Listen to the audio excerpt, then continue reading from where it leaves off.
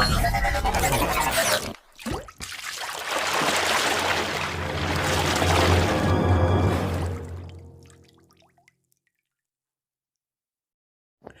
everybody, SCC Contemporary Language Skills for Science, Semester 4.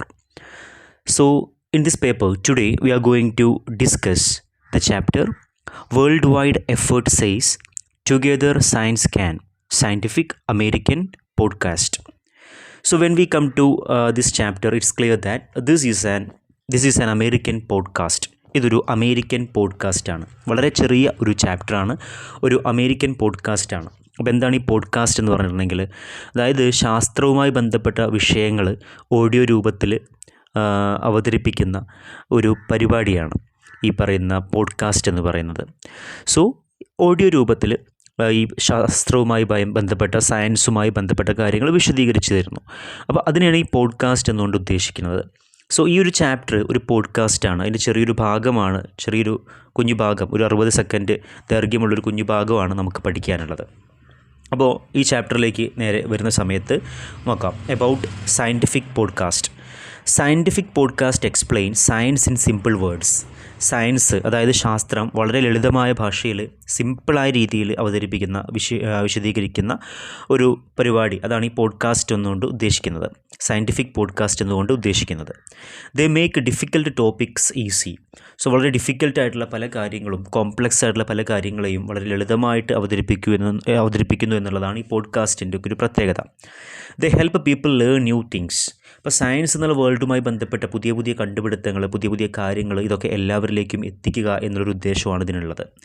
അതോടൊപ്പം ദേ create interest and curiosity. ജനങ്ങളിൽ ഇൻട്രസ്റ്റും സയൻസുമായി ബന്ധപ്പെട്ട് താല്പര്യവും അതുപോലെ തന്നെ ക്യൂരിയോസിറ്റിയും ഒക്കെ വളർത്തിയെടുക്കുക. അങ്ങനെ ഒരു സയൻറ്റിഫിക് അതല്ലെങ്കിൽ ഒരു ശാസ്ത്രീയ മനോഭാവമുള്ള ഒരു ജനതയെ സൃഷ്ടിക്കുക എന്നുള്ളതൊക്കെയാണ് ഈ സയൻറ്റിഫിക് പോഡ്കാസ്റ്റിൻ്റെ ലക്ഷ്യമെന്ന് പറയുന്നത്.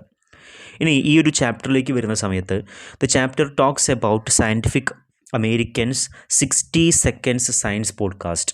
നോക്കി, കേവലം ഒരു 60 സെക്കൻഡ് ദൈർഘ്യമുള്ള ഒരു സയൻസ് പോഡ്കാസ്റ്റാണ് നമുക്ക് പഠിക്കാനുള്ളത് ചാപ്റ്ററിൽ. അപ്പോൾ ഇവിടെ 2 പേരുണ്ട്. ഒന്ന്, ഒരു ഇൻ്റർവ്യൂ രൂപത്തിലാണ് ഈ ഒരു പോഡ്കാസ്റ്റ് അവതരിപ്പിക്കപ്പെടുന്നത്. അപ്പോൾ കാര്യങ്ങൾ ചോദിക്കുന്ന ഒരാളും പറയുന്ന ഒരാളും ഉണ്ട്.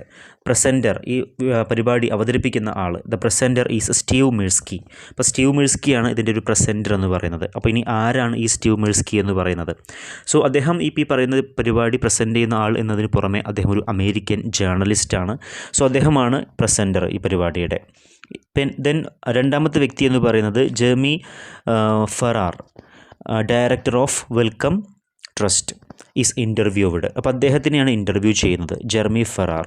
ഇനി ആരാണ് ഈ ജെർമി ഫെറാർ എന്ന് പറയുന്നത്? അദ്ദേഹം ഒരു ബ്രിട്ടീഷ് ബയോമെഡിക്കൽ സയൻറ്റിസ്റ്റാണ്.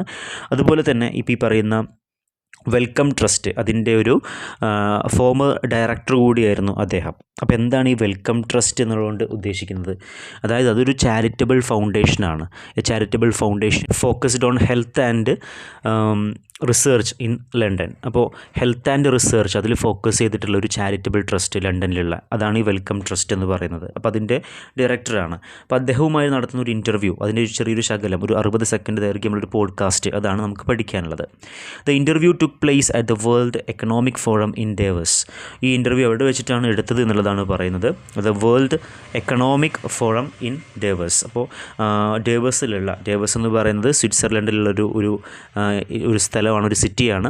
അപ്പോൾ അവിടെയുള്ള ഈ WEF എന്നുകൊണ്ട് ഉദ്ദേശിക്കുന്നത്, അതായത് ഇവിടെ പറഞ്ഞിരിക്കുന്ന വേൾഡ് എക്കണോമിക് ഫോറം, അതൊരു മീറ്റിംഗ് ആണ്, ഒരു ആനുവൽ മീറ്റിംഗ് ആണ്. അപ്പോൾ ആ മീറ്റിംഗ് നടക്കുന്ന ഡേവസ് എന്ന് പറയുന്ന ആ ഒരു പ്ലേസ്, അവിടെ വെച്ചിട്ടാണ് ഈ ഒരു ഇൻ്റർവ്യൂ എടുത്തിട്ടുള്ളത്. Main idea of the interview. ഇനി എന്താണ് ഈ ഇൻ്റർവ്യൂവിൻ്റെ മെയിൻ ഐഡിയ? ചെറിയൊരു കാര്യം മാത്രമേ നമുക്കിതിൽ നോക്കാനുള്ളൂ. അതായത് അദ്ദേഹം പറയുന്ന കാര്യം ഇത്രയേ ഉള്ളൂ: no one can solve global problems alone. അതായത് ഗ്ലോബൽ പ്രോബ്ലംസ് ഒത്തിരിയുണ്ട്, നമ്മുടെ പ്രകൃതിയിൽ ഒത്തിരി ഗ്ലോബൽ പ്രോബ്ലംസ് ഉണ്ട്. അപ്പോൾ ആ പ്രശ്നങ്ങൾ ഒറ്റയ്ക്ക് പരിഹരിക്കുക എന്ന് പറയുന്നത് ഒരിക്കലും സാധ്യമല്ല എന്ന് പറയുകയാണ് അദ്ദേഹം. Countries must work together in science. അതെല്ലാ രാജ്യങ്ങളും ഒരുമിച്ച് നിൽക്കണം എന്ന് പറയുകയാണ്. ഒരു ടുഗെദർനെസ്, ഒരുമിച്ച് നിന്നാൽ മാത്രമേ ആ പ്രശ്നങ്ങളെ സോൾവ് ചെയ്യാനായിട്ട് പറ്റുള്ളൂ എന്നാണ് അദ്ദേഹം ഉദ്ദേശിക്കുന്നത്. So no one can solve global problems alone.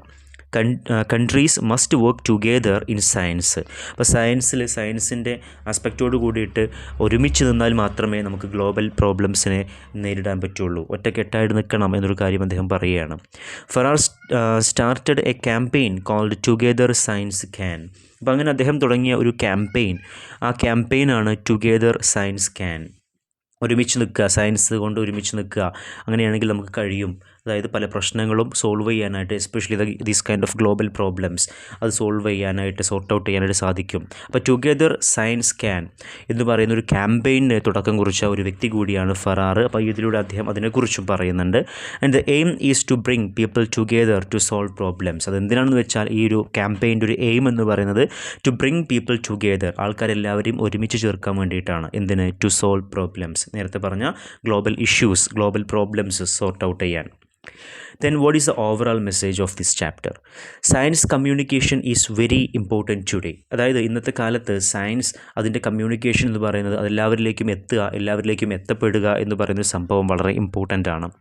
Working together in science can make the world better. അതേപോലെ തന്നെ ഒരു കാര്യം ഒറ്റയ്ക്ക് ചെയ്യുക എന്നുള്ളതിനേക്കാൾ അപ്പുറത്തേക്ക്, പ്രത്യേകിച്ചും ഇത്തരത്തിലുള്ള ഗ്ലോബൽ ഇഷ്യൂസ്, ഗ്ലോബൽ പ്രോബ്ലംസ്, അതിനൊക്കെ ഒന്നിച്ച് ഒറ്റക്കെട്ടായിക്കൊണ്ട്, വർക്കിംഗ് ടുഗെദർ എന്ന് പറഞ്ഞുകൊണ്ട്, അതായത് സയൻസിൽ എല്ലാവരും ഒരുമിച്ച് നിന്നുകൊണ്ട് അതിനെ നേരിടുക. അങ്ങനെയാണെങ്കിൽ that will be more better result may be appear എന്ന് പറയുന്ന ഒരു സംഭവം അതിൽ പറയുന്നുണ്ട്.